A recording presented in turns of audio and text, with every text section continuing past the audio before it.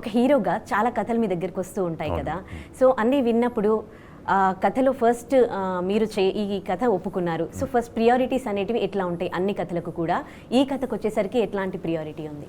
అంటే జనరల్ స్క్రిప్ట్స్లో నేను థియేటర్లో ఈ రియాక్షన్స్ ఎలా ఉంటాయి ఇవన్నీ కాకుండా నేను సినిమా ఒకవేళ చూస్తుంటే నేను ఎక్కడ ఫీల్ అయ్యాను, నేను ఎంటర్టైన్ అయ్యానా అన్న యాంగిల్ ఆలోచిస్తాను.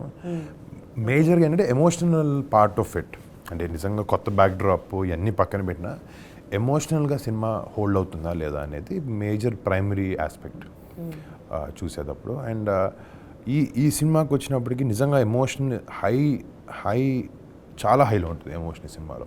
వెరీ ఫ్రంట్ లైన్లో ఎమోషన్ ఉంటుంది. ఆబ్వియస్లీ వెనకాల వార్ సీక్వెన్సెస్ కానీ ఐఎఫ్ గురించి చూపించడం కానీ ఒక హ్యూమన్ ఎమోషన్ అనేది చాలా చాలా హైగా ఉంటుంది ఈ సినిమాలో.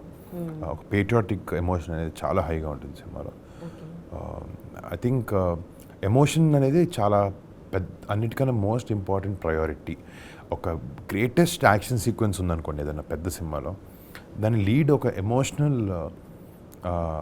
ఎమోషనల్ లీడ్ ఉంటే తప్ప ఆ యాక్షన్ కూడా వర్కౌట్ అవ్వదు. ఐ థింక్ చాలా సక్సెస్ఫుల్ ఫిల్మ్స్ మీరు చూస్తే నోటీస్ చేస్తే అదే కనపడుతుంది మీకు.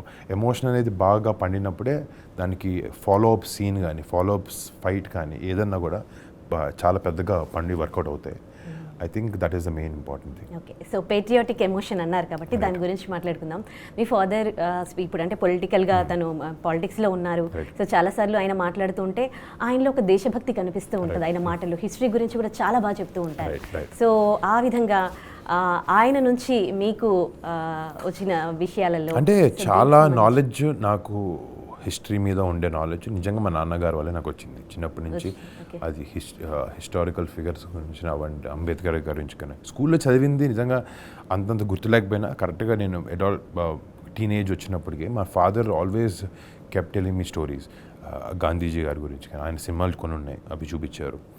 మహాభారతం గురించి చదివి చెప్పేవారు మాకు, రామాయణం గురించి చెప్పేవారు. అంటే ఆయన హీ బిలీవ్స్ దాట్ మనం ఈ కంట్రీలో బతుకుతున్నాం, ఈ సిటిజన్ ఉన్నప్పుడు మన హిస్టరీ తెలుసుకోవడం కూడా చాలా ఇంపార్టెంట్ అనుకుంటాను. అంటే ఇప్పుడు నాకు అంతా తెలుసు అంటే మీరు క్విజ్ చేస్తే మేము కొన్ని చెప్పలేకపోవచ్చు, but I try to gather as much as information as I can. But అలా చాలా వరకు మా నాన్నగారి వల్ల నాకు బాగానే చెప్పారు. ఓకే, సో ఇలాంటి విషయాలపైన అవగాహన ఉన్నప్పుడు మీరు ఇట్లాంటి ఒక ఎయిర్ ఫోర్స్ ఆఫీసర్ క్యారెక్టర్ చేస్తున్నప్పుడు అవి ఈ విషయాలు మీకు ఎంత ప్లస్ అవుతాయండి? అంటే సినిమా అంటే ఇప్పుడు ఆ రోజు ఫ్రీడమ్ ఫైటర్స్ ఎంతమంది ఉన్నా కూడా మనకి చాలామంది పేరు తెలియని వాళ్ళు, ఆ యుద్ధంలో చేసిన వాళ్ళు, లైఫ్ సాక్రిఫైసెస్ చాలా వందలాది మంది ఉన్నారు.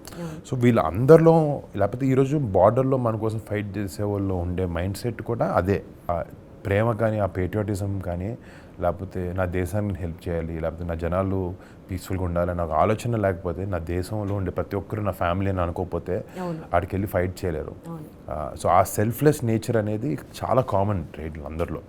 వాళ్ళ గురించి కాకుండా పక్కల గురించి ఆలోచించే ఆ క్యారెక్టరిస్టిక్స్ ఐ థింక్ వీళ్ళందరిలో మేము చూసాం. ఓకే,